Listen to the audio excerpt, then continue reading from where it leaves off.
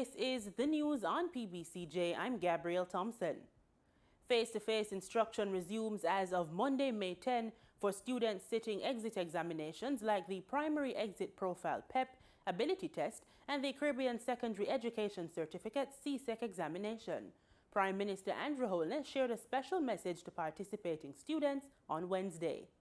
For over a year, students have suffered severe disruptions to their educational routine. Prime Minister Andrew Holness notes the creative ways that lessons have been taught to students and says he is confident that the hours of hard work will pay off. And now you're just moments away from this most important and pivotal time in your life, the sitting of your exit exams, whether they be the PEP exams, the CSEC, CAPE, City and Guilds, or the NVQs.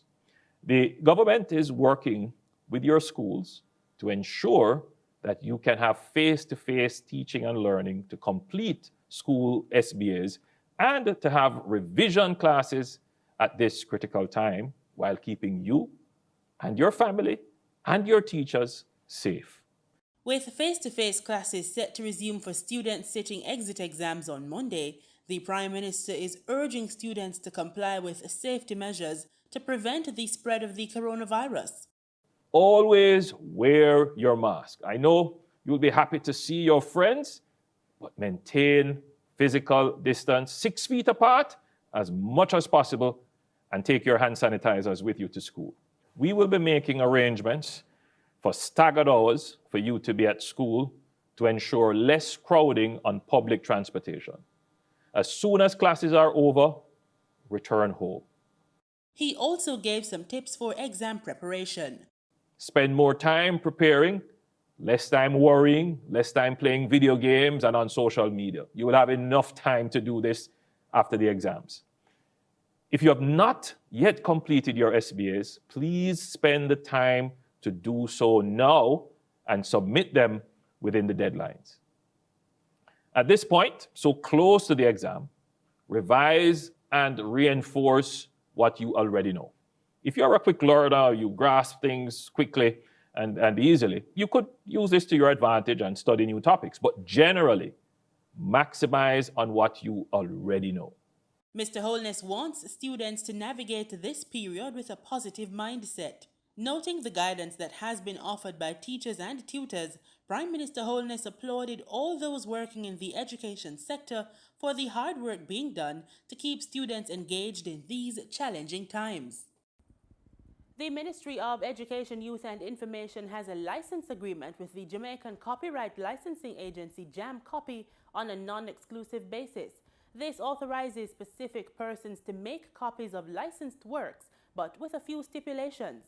The acting principal of the ministry's information division, Dwayne Cargill-Gale, gave an overview of the agreement during a virtual signing ceremony on Wednesday. We hear more from Simone Absalom-Gale.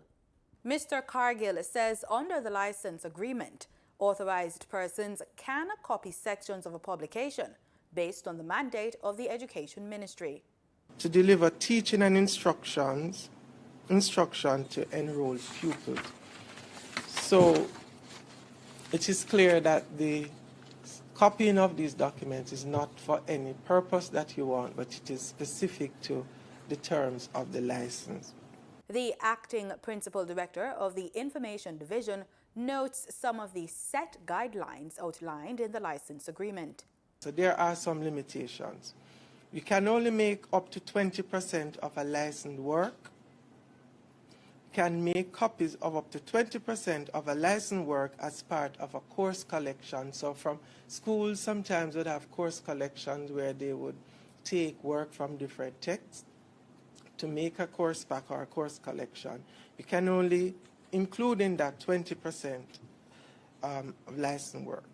He says authorized personnel can make copies of an entire newspaper or news article, a short story or poem from a published work, provided it's no more than 20% of the content.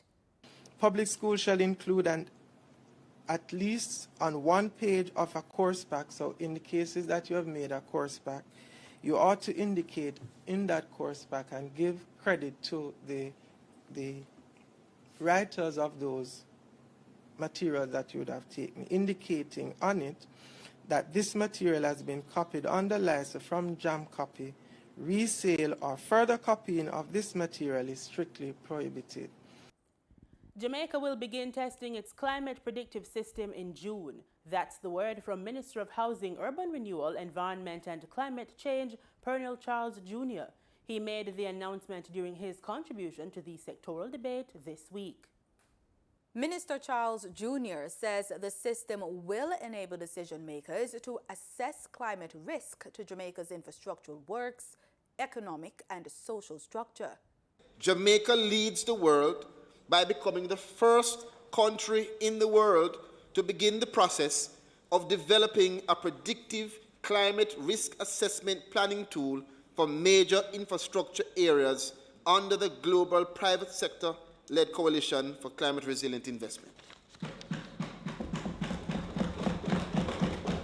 Madam Speaker, this tool will enable us as decision makers to assess climate risk to Jamaica's infrastructure networks, to visualize hotspots of high levels of economic and social value at risk in relevant times.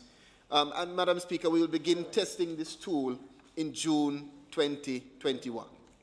He says strengthening climate resilience and environmental health is a priority, noting Jamaica's work under the global private sector-led Coalition for Climate Resilience Investment Initiative. As we tackle the multiple pandemics of COVID-19, crime, and climate change, this government considers this moment not just a time of crisis, but an opportunity for us as a nation to rise up stronger and smarter. It is an opportunity to redefine our approach to the provision of shelter solutions by providing accessible, affordable, and climate-resilient housing, to reinvigorate our urban centers in order to enhance economic viability and environmental sustainability, to restore the environment, and to reduce the impacts of climate change so all Jamaicans can realize a better quality of life.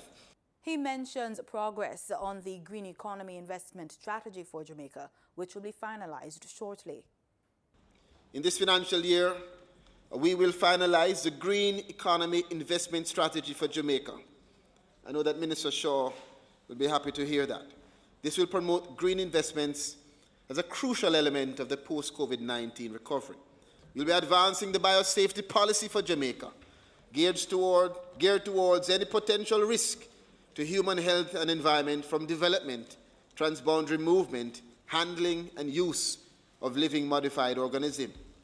Also nearing completion is the National Policy for Environmentally Sound Management of Hazardous Water, which is aimed at reducing the deleterious effects of hazardous wastes on human health and the environment. For the news on PBCJ, I'm Simone Absalom Gale. The government is looking to expand the island's special economic zone. Discussions are now ongoing with a number of prospective investors to establish 400 acres of additional space for this zone, one with an estimated value of more than $1.3 billion. Minister without portfolio in the Ministry of Economic Growth and Job Creation, Everald Warmington, gave an update during his contribution to the sectoral debate in the House of Representatives on Wednesday. Going forward, the authority is currently in discussion with a number of prospective special economic zone investors at different stages of their project. These include Grand Raid in Montego Bay, a 65-acre zone with commercial, educational, medical, pharmaceutical, and commercial industries, a 26-acre film, studio, and post-production facilities in Trelawney, and the Seaview Economic Industrial Park in the Seaview Riverton area. This comprising approximately 250 acres of mixed-use facilities, data center, petrochemical, and logistic industries. Construction on the projects is said to start during this financial year. Construction on these projects is expected to begin during this fiscal year and would realize approximately 400 acres of additional special economic zone space. at an estimated value at more than $1.3 billion US. The Public Procurement Commission, PPC, has rolled out the Supplier Registration System, SRS. It is a novel online registration and licensing platform for the suppliers and contractors of goods, services, and infrastructural works who are seeking to be registered or re-registered for serving public sector organizations. The SRS is a new web-based application and submissions are made easier using an online platform. Previously, the PPC accepted applications via email and hard copy. Executive Director of the Public Procurement Commission, Lieutenant Commander Paul Wright, explains the advantages of the new SRS. This new electronic system, the SRS, which we have put in place, is a game changer. It is poised to make the application process easier, faster, and more reliable for Government of Jamaica approved suppliers and contractors. Their application processing time is expected to be slashed in half. He said the process is 90% paperless. And an added benefit is that the process is 90% paperless. Our applicants will have the added advantage of tracking the progress and status of their applications. The Commission is utilizing technology to optimize its service to its clients. Our clients deserve an efficient and secure service. It is quite fitting that the slogan for this new system is swift, reliable, secure, as it mirrors the acronym SRS and captures the desirable features of the system.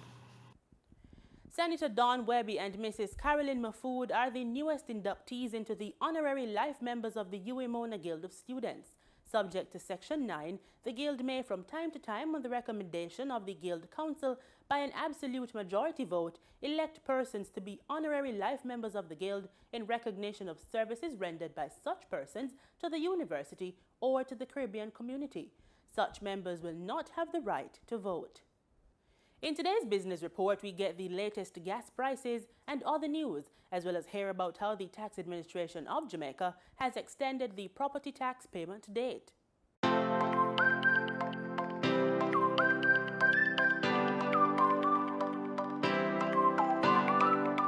The date for Jamaicans to pay their property tax has been extended to June 30, 2021. This means that property owners now have until the extended date to make their payments before penalties may be applied for the 2021-2022 fiscal year. According to the Property Tax Collection Act, property tax becomes due on April 1 and persons have until April 30 to make the payment before penalties may be applied. In a release, the Tax Administration Jamaica says, following discussions with the Ministry of Local Government and Rural Development, it has been agreed to give an extension, allowing persons additional time to meet their property tax obligations for the current year. Property owners are being encouraged to utilize one of several convenient alternate options to pay their property tax. Payment may be made online via the TAJ tax portal at www.jamaicatax.gov.jm, where payments can be made using a credit card or other banking cards with credit card features. Additionally, National Commercial Bank clients are able to use that online banking platform to pay their property tax by adding TAJ as a payee. The tax authority is also encouraging use of its mobile app, accessible to users of Android devices via the Google Play Store platform. Users can conduct several property tax-related transactions to include payments, search for property details by evaluation and strata numbers, view and share payment history, locate the closest tax office and view TAJ headlines, and set personal reminders for important dates to include for property tax. Persons are advised to have the valuation number of the property on hand when making their payment. Property tax payments can be made in full, half-yearly or quarterly installments, and property tax liabilities may be ascertained using the TAJ's online query feature via its website. Property owners must have their valuation number ready to check the status of their property tax going back 7 years. Although taxpayers are being encouraged to stay safe and do business electronically, TAJ says they still have the option to do so at a tax office if necessary. For further information, persons may call the Tax Administration Jamaica Customer Care Center at 888-TAX-HELP. That's 888-829-4357, or visit the website at www.jamaicatax.gov.jm. According to state-owned oil refinery Petrojam, motorists should see an increase at the pumps in the prices of gasoline and diesel effective Thursday, May 6. 87 and 90 octane gasoline will be sold for $145.34 and $148.17 per liter respectively, up by $3.06 each. Automotive diesel fuel will be sold for $134.10 per liter, following an increase of $2.94, while ultra-low sulfur diesel is up by $3.06 and will be sold for $140.53 per liter. Meanwhile, kerosene increased in price by $2.72 and will be sold for $110.96 per liter. Propane liquid petroleum will be sold for $56.70 per liter, up by $1.35, and butane liquid petroleum will be sold for $57.83 per liter, following an increase of $2.73. Expect price changes as marketing companies and retailers will add their respective markup to these prices. In Wednesday's trading session, the JSE Combined Index advanced by 1,147 points to close at over 400,000 units. Overall market activity resulted from trading in 95 stocks, of which 42 advanced, 33 declined, and 20 traded firm. The Junior Market Index advanced by 38 points to close at just over 3,000 units. Stocks advanced for Barita Investments Limited, Caribbean Cement Company Limited, and Caribbean Flavors and Fragrances Limited. Stocks declined for 138 Student Living Jamaica, 1834 Investments Limited, and Access Financial Services Limited. Trading firm were AMG Packaging and Paper Company, CAC 2000 9.5% preference shares, and Siboney Group Limited. Future Energy Source Company Limited ordinary shares was the volume leader with 5.7 million units, followed by QWI Investments Limited with 5.2 million units, and Wigton Wind Farm Limited ordinary shares with 1.6 million units. In foreign exchange trading for Wednesday, May 5, the US dollar sold for an average $153.37. The Canadian dollar ended trading at $124.93. The pound sterling traded for $212.40, and the euro sold for an average $187.26.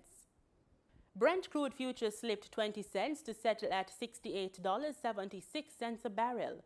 West Texas Intermediate crude futures lost 22 cents to $65.41 a barrel.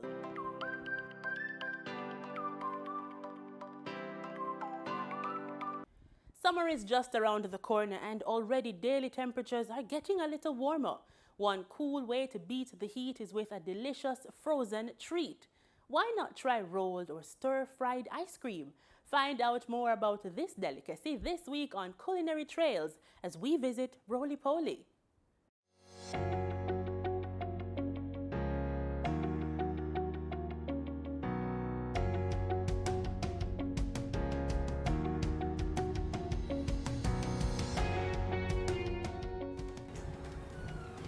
Good morning. Good morning. Welcome to Roly-Poly. Thank you.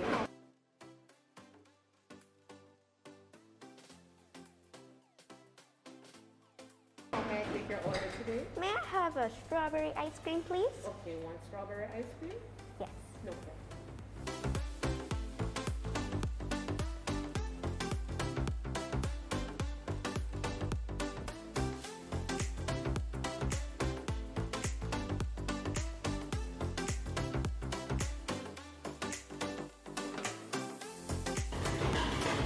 Wow. This looks so good. Look at it change colors.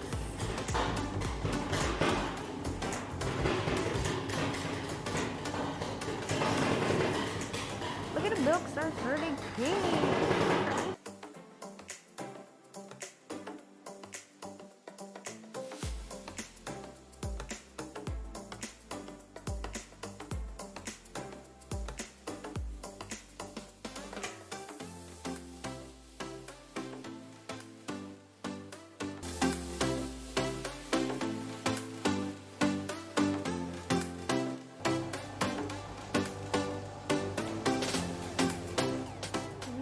just love roly-poly because it's so creamy and nice, and I get to watch how they make it. It's just so good. We are a company that goes beyond to please our customers, and we want to be different in terms of giving customers a chance and a feel to make their own creation when they think about ice cream, right? It's guilty pleasures, but at least we want to, them to be a part of their own creation and what they really want. All our ingredients are fresh ingredients, 100% natural, made, and the ice cream is made from scratch, handcrafted from scratch, right in front of your very eyes.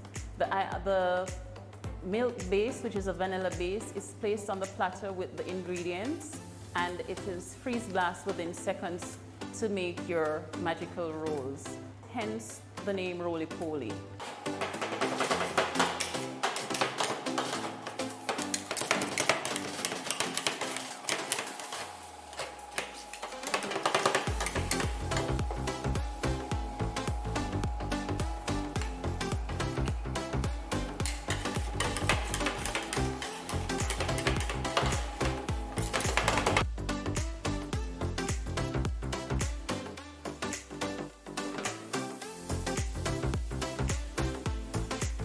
Regular ice cream, they sometimes be on cold storage for a very long period. But with roly-poly, all our ingredients, everything is made right in front of you from scratch, and it's your own creation. We offer a wide variety of over 50 amazing flavors, which the ingredients are freeze blast within seconds right in front of your eyes. So you get to be a part of the mix by mixing and matching your own flavors, from syrup to, from sauce to toppings. An acai bowl is, it's a very filling and vitamin-packed fruit dish.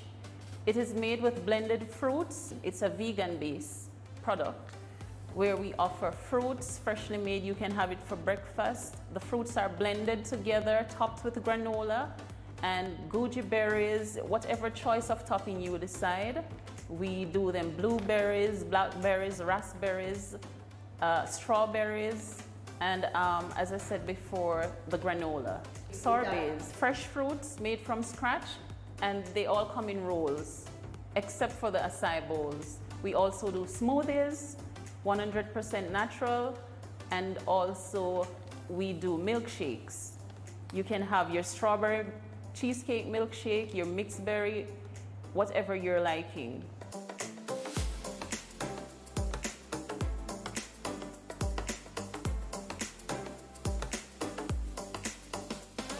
We use less sugar, and we offer the very best when it comes to a wide range of variety of fruits, and they're freshly made. As I said before, freshly made from scratch, and you get to see the whole process. You get to be a part of it. We have our flagship store, which is in Island Village, Ocho Rios.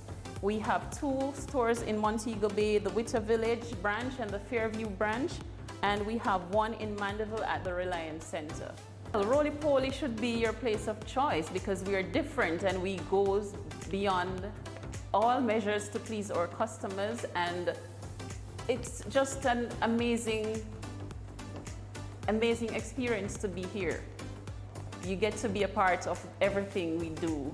You tell us what to do, when to do, and you get the whole bundle right there.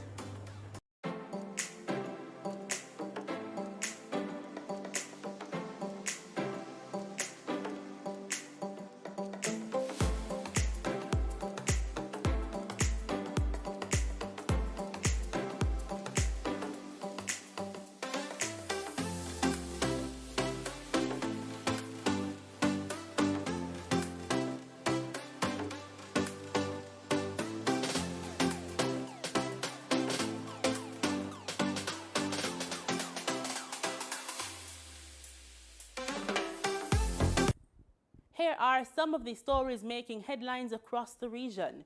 Cuba is moving closer to immunizing its population against the COVID-19 pandemic.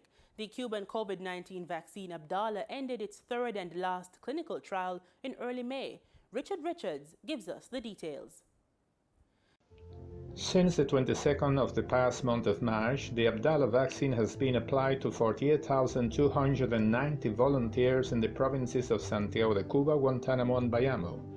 The vaccine candidate Abdalla is approaching its final goal after the 3 ultimate doses which have been applied with very few adverse effects. This will surely lead with firm steps towards a total immunization of the country, as assured by specialists. According to experts from the BioCuba Pharma Business Group, adherence to the previous protocol was greater than 97% of assistance, which reflects the appropriate safety profile and the stability in the research and most of the selected volunteers. It has been reported that the evaluation of the efficiency of this immunogen has begun this Monday as one of the main points in this period of clinical studies, following up of all the subjects with the purpose of detecting those who test positive for the coronavirus. The publishing of the results of the efficiency of the Abdalla vaccine candidate does not have a fixed time, because it depends on the speed with which the cases appear in the period after the administration of the third doses. As to the projection of studies with Abdalla in pediatric populations, the researchers are in the final stages of designing clinical trials in age segments of 18 years and under, which must be submitted to the evaluation and authorization of the Cuban Center to Control State of Medicine, Equipment and Medical Devices, so as to be able to start with them in a not too distant term.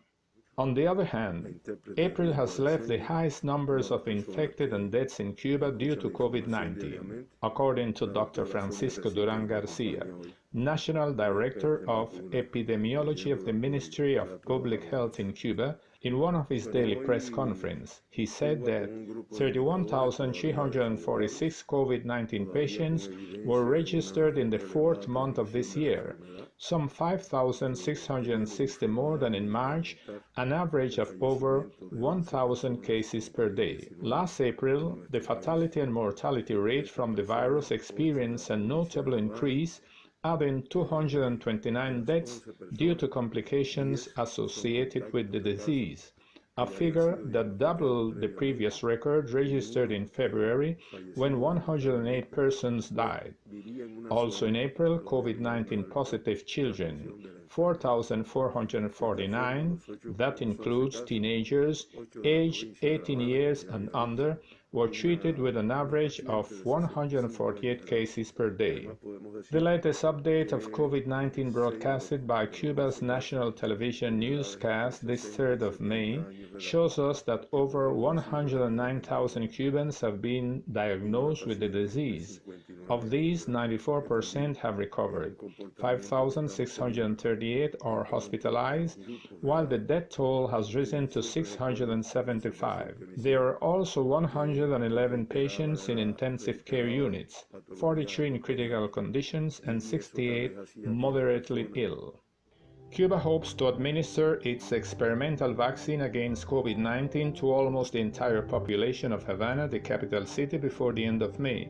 But as this begins to get underway, the Soberana 2 vaccine, which has not yet been fully certified, is already being administered to medical personnel on the island. If these 2 vaccines are successful, both Soberana 2 and Abdalla could be the first to be developed in Latin America and the Caribbean, and by the end of this year, Cuba's whole population, some 12 million people, will be protected against COVID-19.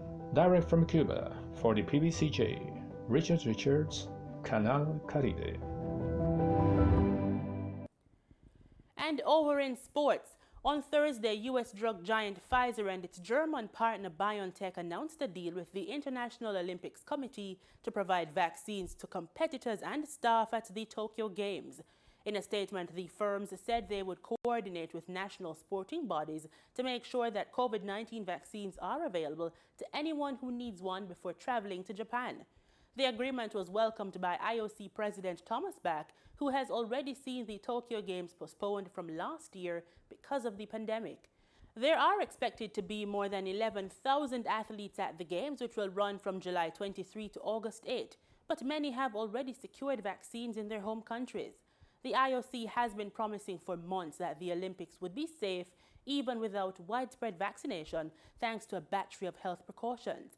But the agreement with Pfizer is seen as important as Tokyo and several Japanese regions are once again under a state of alert due to the increase in cases of COVID-19 amid lingering doubts about the wisdom of holding the Games. And that's all we have for you today. Join us tomorrow, same time and place, for the news on PBCJ, the People's Station.